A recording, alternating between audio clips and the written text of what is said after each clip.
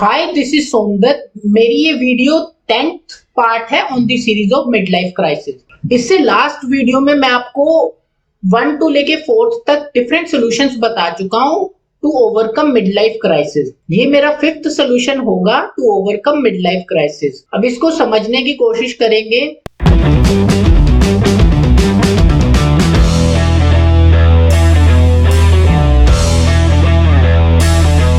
ये वीडियो थोड़ी सी बड़ी हो सकती है क्योंकि इसमें मैं सिर्फ एक ही सोल्यूशन बता रहा हूं जो कि 5th सोल्यूशन है to overcome mid life crisis. Solution ये है कि understanding and busting the warrior mentality and victim mentality. ये दोनों ही मेंटेलिटी होती है हम सबके अंदर, और सोसाइटी हमें ये टाइप की मेंटेलिटी दे देती है, और हमारा खुद का कॉन्शियस जो होता है ना, वो भी आपको ये मेंटेलिटी दे के रखता है। तो इस मेंटेलिटी को हम इस पूरी वीडियो में समझने की कोशिश करेंगे। पहली बात तो ये है कि आपको समझना पड़ेगा कि ये जो मिड लाइफ क्राइसिस होती है वो सबको हिट नहीं करती है। ये एक बहुत ही कम पॉपुलेशन को हिट करती है, और बहुत सारे लोग इस मिड लाइफ क्राइसिस से ऐसे ही निकल जाते हैं। तो पहला तो ये हो गया कि आपका ये जो स्ट्रेस है ना, ये थोड़ा सा कम हो जाएगा ये चीज समझने के बाद। सेकंड बात ये है कि इसको लोगों ने ना नॉर्मलाइज कर दिया है कि सबको ही ये लगता है कि या I am going through mid life crisis. No, you are certainly not going through mid life crisis.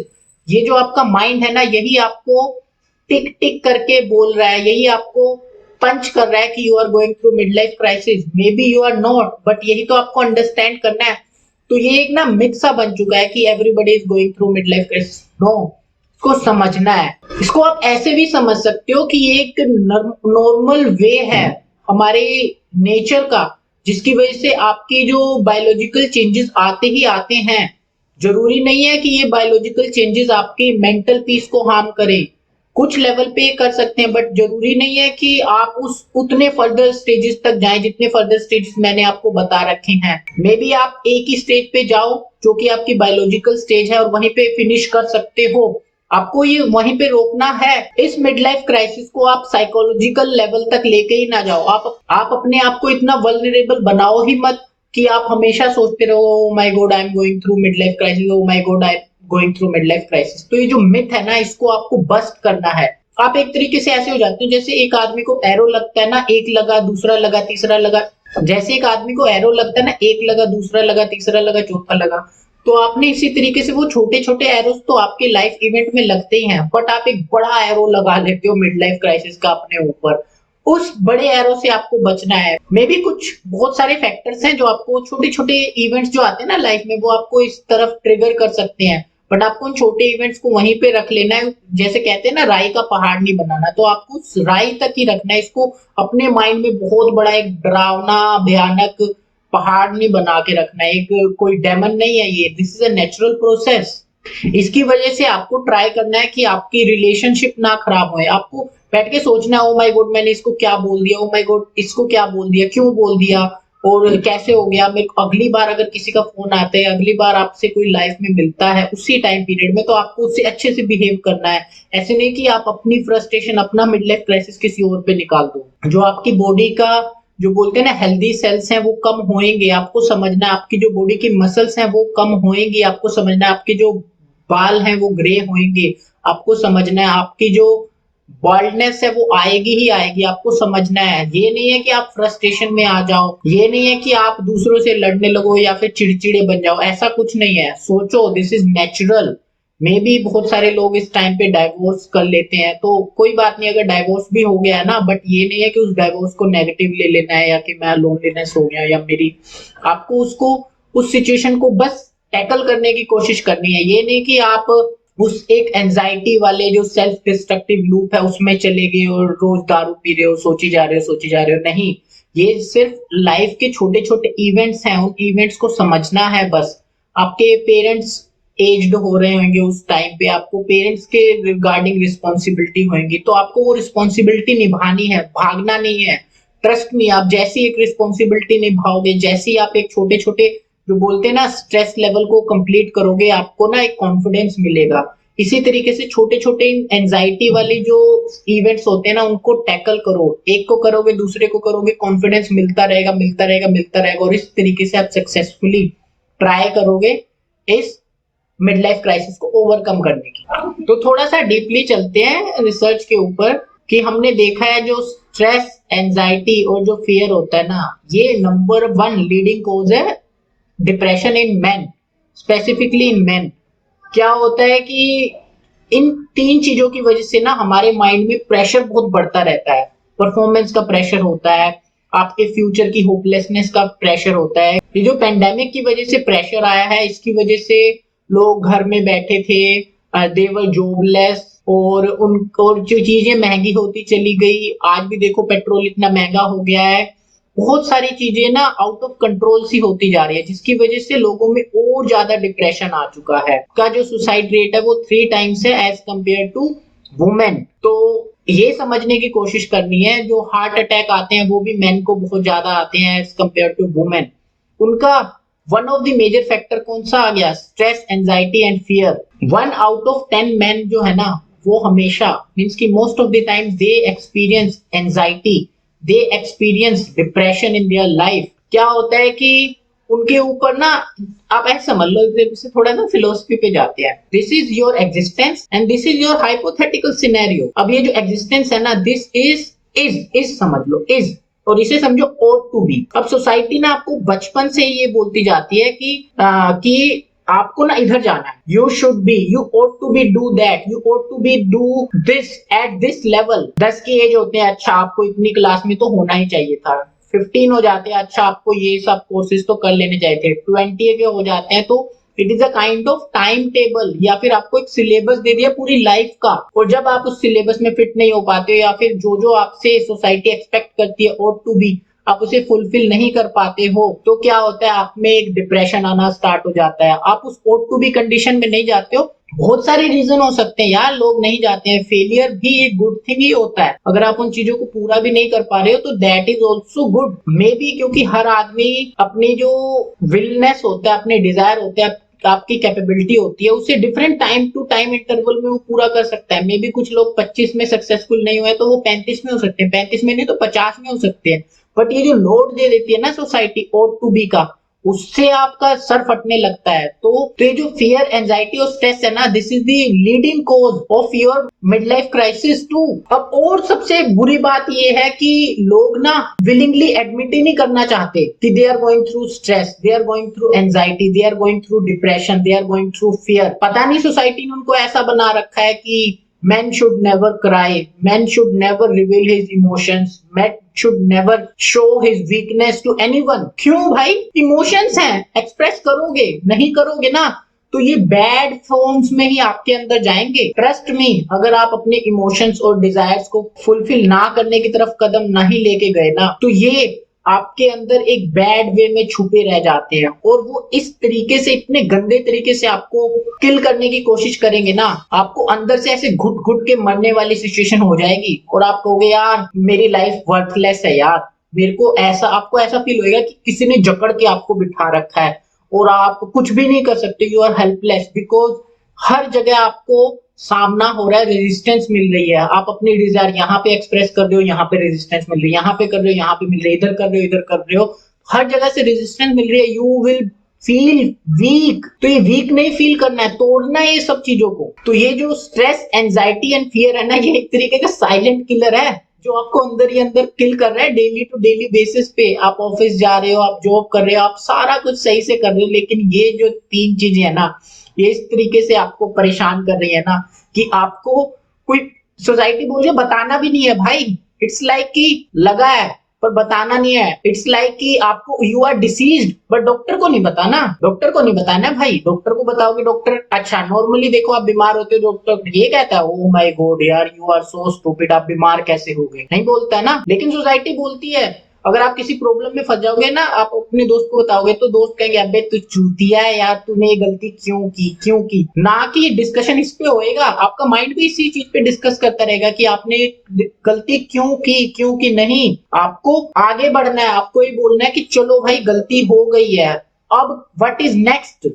आपको आगे उसके सॉल्यूशंस पे जाना है। सॉल्यूशन मेरे को पता है कि वो गलती दोबारा से उस तरीके से ठीक नहीं हो सकती है, बट आपको फिर भी अल्टरनेटिव ढूंढने हैं उस गलती को मिनिमाइज करने के, सो दैट कि आप उस जो गिल्ट के फेस में ना जाओ, आप रिग्रेट के फेस में ना जाओ, समझना। अब मेरा जो वे है ना इस एंजाइटी और स्ट्रेस से लड़ने का, वो ये है कि अंडरस्टैंडिंग योर एज। किनारा जो होता है ना, बाउंड्री, उस बाउंड्री को अंडरस्टैंड करना है। ये चीजें इतनी बड़ी नहीं है, बस आपको ना उनका एक किनारा ढूंढना है, एज ढूंढना है उन प्रॉब्लम्स का। तो उन प्रॉब्लम्स का एज ये है कि जब आप हर एक अपनी एंजाइटी, स्ट्रेस और फियर को समझोगे ना कि ये क्यों क्यों क्यों किस वजह से आ रहा है, तो आपका माइंड बहुत सारे आंसर देगा। आपको अपने इन नेगेटिव इमोशन से भागना नहीं है, आपको अपने नेगेटिव इमोशंस को समझना है, एंडोर करना है इन नेगेटिव इमोशंस को। ऐसे समझ सकते हो कि बहुत सारे सैड सॉन्ग्स होते हैं ना, वो सैड सॉन्ग्स आपको बहुत ही सैड फीलिंग लेके आते हैं, लेकिन लोग सुनते हैं। क्यों सुनते हैं? क्योंकि उस सैडनेस में भी एक हैप्पीनेस है, उस सैडनेस में भी एक नोस्टैल्जिया है, उस सैडनेस में भी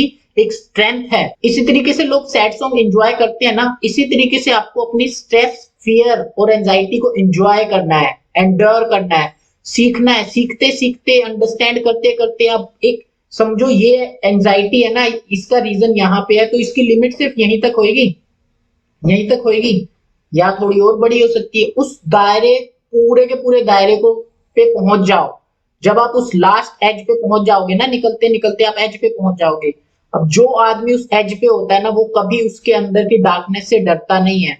आप इतने स्ट्रांग बन जाओगे कि आप अपने सारे इन नेगेटिव इमोशन से लड़ लोगे। इसका मैं आपको फिर से एग्जांपल के तरीके से बता सकता हूँ कि लोग जनरली क्या करते हैं। क्या होता है कि स्टीव जॉब्स फैन की बात बताता हूँ। वो क्या करता है कि वो डेली स्ट्रेस से गुजर रहा होता है, चाहे वो फाइनेंशियल होए, रिलेशनशिप का होए, या फिर इकोनॉमिकल, कल्चरल, कुछ भी हो सकता है। वो स्ट्रेस से गुजर रहा है, लेकिन वो अपनी लाइफ में एक्सीड भी करता रहता है। और वो क्या करता है, जॉब पे गया, जाने के बाद मे बी उसका वर्क एनवायरनमेंट है वहां वो इतना पैथेटिक बन चुका है कि उसे सरवाइव करना मुश्किल हो रहा है, तो वो आएगा, डिप्रेशन, वाइफ से लड़ लेगा, बच्चों से उल्टा सीधा बोल देगा, या फिर बच्चों को कंट्रोल करने की कोशिश करेगा, वाइफ को कंट्रोल करने की कोशिश करेगा, अपनी फ्रस्ट्रेशन किसी तरीके से रिलीज करने की कोशिश करेगा। अगर वो रिलीज नहीं होती है तो वो क्या करेगा, जैसे नॉर्मल सब लोग करते हैं, पैग उठाया, वाइन, टकीला, विस्की, जो भी होता है, ठीक है, पिया, आधा घंटा 1 घंटा उसका सुरूर चढ़ा, ओ माय गॉड, और सो गया। इससे क्या हो रहा है ना, इससे मोस्ट ऑफ दी जो हमारी जनरेशन है वो बहुत ही बुरे तरीके से अपने आप को डैमेज कर रही है। वो क्या कर रही है, अपने इस पेन को भूला रही है, अपने इस पेन को, इमोशनल जो स्ट्रेस है उसे नम कर रही है और कुछ नहीं कर रही है। अगले दिन फिर वही चीज आने वाली है। मैंने पर्सनली बहुत लोगों को देखा ऐसे करते हुए। वो आज तो उस चीज को भूल जाएंगे, लेकिन अगले दिन फिर उसी चीज से लड़ेंगे, लड़ेंगे भी नहीं, उस चीज को भुलाने की कोशिश करेंगे। इस चीज से ना तुम टेम्परेली 2-4 घंटे की हैप्पीनेस ले सकते हो। I am not saying that कि ये सब करना बहुत बुरा है, कभी कभी आप कर सकते हो, बट कुछ लोगों को ना आदत लग जाती है ये सब चीज करने की, जिससे ना वो अपने लाइफ के रियल गोल से ऐसे भटक जाते हैं कि वो दोबारा भी नहीं आ सकते। उन्हें आज अगर उन्होंने ड्रिंक किया तो उन्होंने फिर कल भी करनी है, उन्हें ऐसे तलब लगेगी कल भी करनी है। और उसके बाद वही है, जैसे उन्हें कोई भी ऐसा life event, stressful event hit करता है ना, वो फिर से दोबारा दारू उठाएंगे, पिएंगे, फिर दोबारा से कुछ करेंगे, पिएंगे। तो ये बहुत ही बैड वे है to deal with your mid life crisis, और टू डील विद योर जो इस छोटे लेवल की स्ट्रेस, एंजाइटी और फियर आता है। क्योंकि ये जो स्टीव जॉब्स का फैन है ना, वो बहुत ही सक्सेसफुल होता है अपनी लाइफ में, because he is a coder और he is doing very good thing in his life, successful होता है। बट सक्सेस का मतलब ये नहीं होता कि you are stress free, anxiety free and pressure free, समझ रहे हो? सक्सेस कुछ अलग ही चीज होती है। ये छोटी मोटी चीजें सक्सेस में मैं तो पर्सनली काउंट नहीं करता हूँ।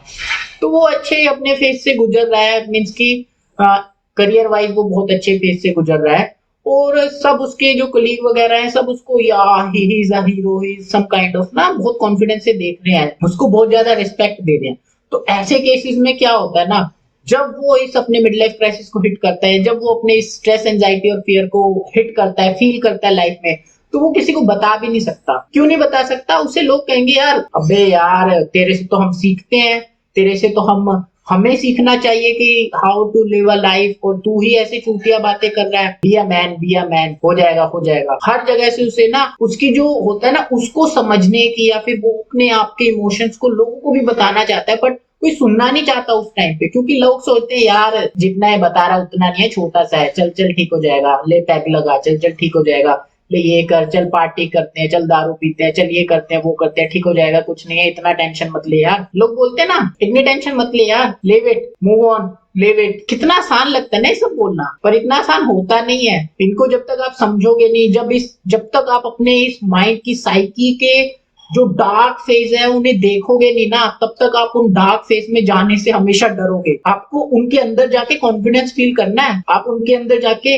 लोअर अंडर कॉन्फिडेंस हो जाते हो, बहुत ज्यादा डर जाते हो। तो जब तक आप उस क्या बोलते हैं टनल में, डार्कनेस वाले टनल में नहीं जाओगे ना, तब तक कुछ नहीं होने वाला भाई। ये वीडियो यहीं पे बंद कर दो, तब तक कुछ नहीं होएगा। अगर आपने करेज किया उस टनल में जाने का, तो ही आप इस मिड लाइफ क्राइसिस से बाहर निकल सकते हो। अब दिक्कत क्या है ना, आज की सोसाइटी में वो क्या करते हैं कि वो इस जो डार्कनेस वाला टनल है ना, उसमें किसी को जाने के लिए गाइड नहीं करते लोग। हमेशा हर बंदा उसे बाहर निकलने की कहता है, ओह तू गिरने वाला है, चल मैं बाहर निकाल लूं। उसे ये नहीं बोलते कि तू अंदर जा। लोग उसे इस जो मिड लाइफ क्राइसिस से है ना, इसमें लोग ना किसी को गाइड ही नहीं करते, क्योंकि वो खुद भी होपलेस होते हैं, या फिर किसी लोगों ने अगर इससे अच्छे से ओवरकम किया, वो भी लोग गाइड नहीं करना चाहते दूसरे को, क्योंकि ना एक जेलेसी फैक्टर भी आता है ना, कौन किसी का भला करे। तो यही होता है, दूसरे सोचते हैं फंस रहा है, फंसने दो।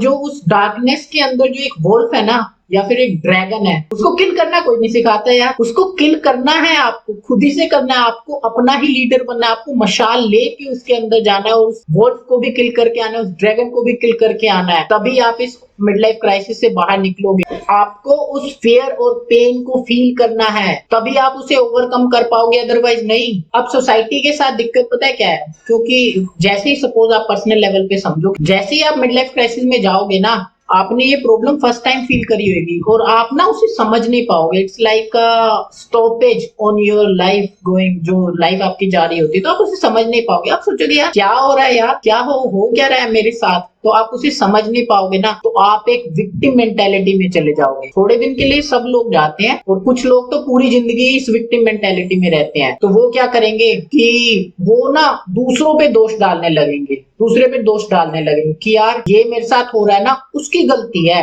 अगर आज मैं स्ट्रेस्ड हूं ना, तो मेरी वाइफ की गलती है। आज अगर मैं स्ट्रेस्ड हूं, तो मेरे बच्चों की गलती है। आज अगर मैं फ्रस्ट्रेटेड हूं ना, तो मेरे बॉस की गलती है। या फिर आप पब्लिक जो भी आपकी लाइफ में डेली इवेंट्स होते हैं, या फिर कुछ बड़ा इवेंट हो गया, तो आप उस इवेंट पे चले जाओगे। नो माय डियर फ्रेंड, जो भी हो रहा है ना, वो यहाँ पे है। यहाँ पे आपने लोड ले रखा है। इवेंट ना नॉर्मली इवेंट होते हैं भाई, इवेंट होते हैं। कोई चीज ऊपर से गिर गई, दैट इज अ इवेंट। आप रोते हो क्या? नहीं रोते हो ना। अगर वही चीज किसी आदमी के ऊपर गिर जाती है, तो आप रोने लगते। आप उसे मोरालिटी से रिलेट कर देते हो। आप उसे क्या बोलूं यार, these are things are natural. मैं ये नहीं बोल रहा हूं अगर कोई मर गया तो आप दुखी मत हो, नहीं हो दुखी यार। It's a very dangerous point in your life, but इससे मूव ऑन भी होना है। ये नहीं कि उसी चीज को लेके रोते रहो, पूरे दिन कोसते रहो अपने आप को, या फिर उस इवेंट को कोसते रहो। नहीं, These things are नेचुरल, और ये होती ही रहेंगी। आपको इस चीज को समझना है कि ये नेचुरल है यार। तो सबसे पहले तो ये समझो कि आपने जैसे ही अपने आप को ना इस विक्टिम मेंटेलिटी में तो डालना ही नहीं है। विक्टिम नहीं बनना है किसी भी चीज का यार, रिस्पॉन्सिबल बनो। कहो कि हाँ, अगर आज मैं परेशान हूं तो मैं अपनी वजह से परेशान हूँ। वो इवेंट तो हो गया ना यार, अब जो मैं स्ट्रेस ले रहा हूँ, अब जो मैं दारू पी रहा हूँ, अब जो मैं उस बंदे को गाली निकाल रहा हूँ उसके पीठ पीछे, वो that is the main crisis. वो नहीं करना है। उस विक्टिम मेंटालिटी से निकले। सेकंड आता है वॉरियर मेंटालिटी। अब देखना ये भी क्यों गलत है, समझना इस चीज को। सोसाइटी क्या करती है ना, सोसाइटी दो ही तरीके के लोग, सोसाइटी तो यार मैं क्या ही बताऊं, डुअलिटी में ही फंसी हुई है। या तो उसके लिए एक विक्टर, एक क्या बोलते हैं उसे, वॉरियर होता है, या फिर एक विक्टिम होता है। विक्टिम बोल लो या लूजर बोल लो, सोसाइटी दो ही, कि पढ़ोगे लिखोगे तो बनोगे नवाब, और खेलोगे कूदोगे तो बनोगे खराब। तो नवाब और खराब दो ही होते हैं क्या? अबे भाई साहब, बहुत वेज होते हैं लाइफ को जीने के, दो ही वेज नहीं होते हैं। अगर कोई सक्सेसफुल है तो भी वो मिजरेबल लाइफ जी रहा है, और अगर कोई अनसक्सेसफुल है ना, तो भी वो आउटस्टैंडिंग लाइफ जी सकता है। ध्यान रखना इस बात को।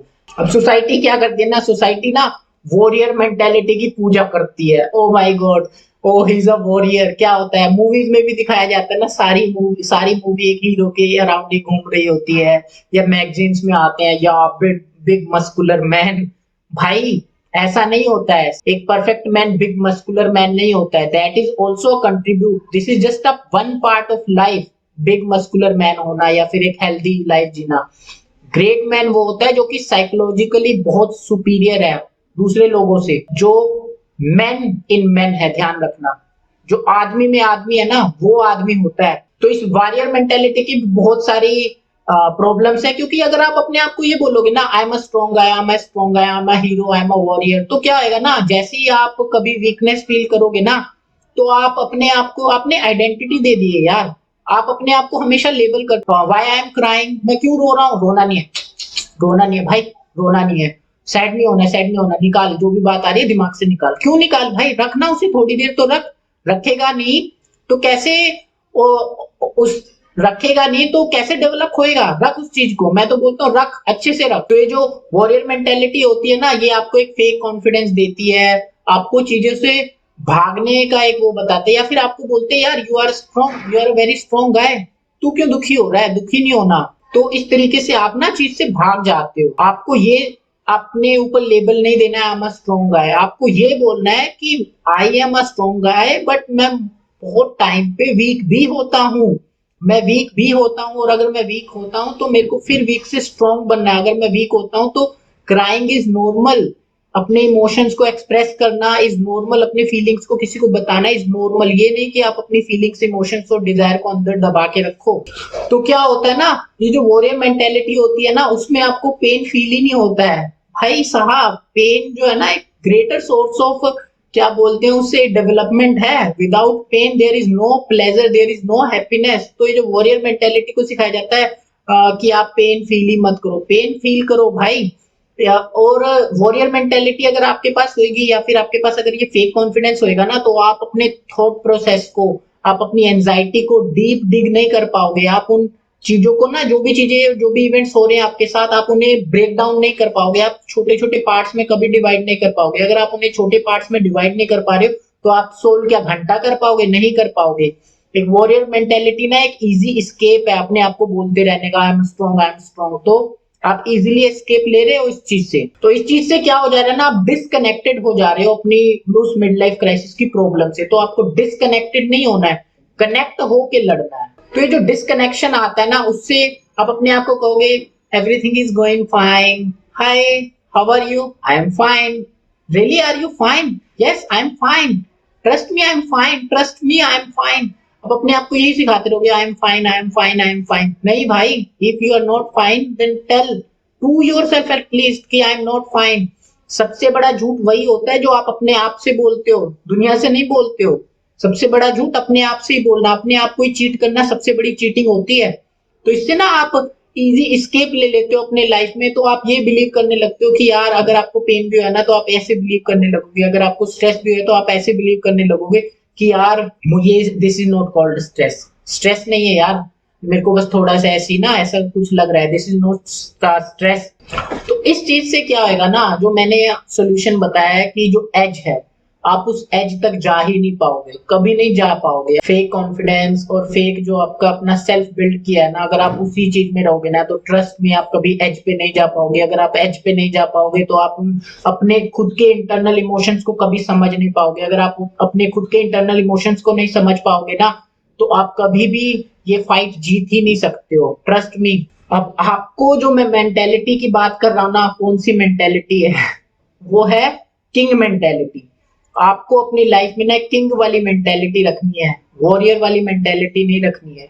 वॉरियर वाली मेंटेलिटी में ना आप चीजों से एस्केप करोगे, लड़ोगे तो, लेकिन आप हमेशा अपने आप को ना ऐसे कहोगे यार आई एम अ वॉरियर, मैं नहीं डरता, फियर है मैं नहीं डरता, स्ट्रेस है मैं नहीं डरता, मेरे को है नहीं स्ट्रेस, नहीं यार I am cool, I am fine. नहीं, अगर आप किंग वाली मेंटेलिटी में रहोगे, चीजों को अंदर से समझोगे, अंदर से, तो आप एज पे जाओगे। जैसे ही आप एज पे गए ना, अपने जो बोलते हैं ना इनर डार्कनेस, जो darkest periods in your life, जो darkest moment in your life, जो डार्केस्ट टनल है, उसमें अगर आप एक मशाल लेके जाओगे, एक किंग की तरह जाओगे, तो आप इन चीजों से लड़ सकते हो। तो ही आपको अपनी लाइफ का पर्पस समझ आएगा। जो एक किंग मेंटेलिटी होती है, वो एक मैन होता है जो कि ड्रिवन बाय अ पर्पस, जो कि driven by a passion, driven by a art, driven by a legacy in his life। वो फियर को देखता है, डरता भी है, पर वो फियर ही तो है जो उसे मोटिवेट करते हैं आगे बढ़ने के लिए।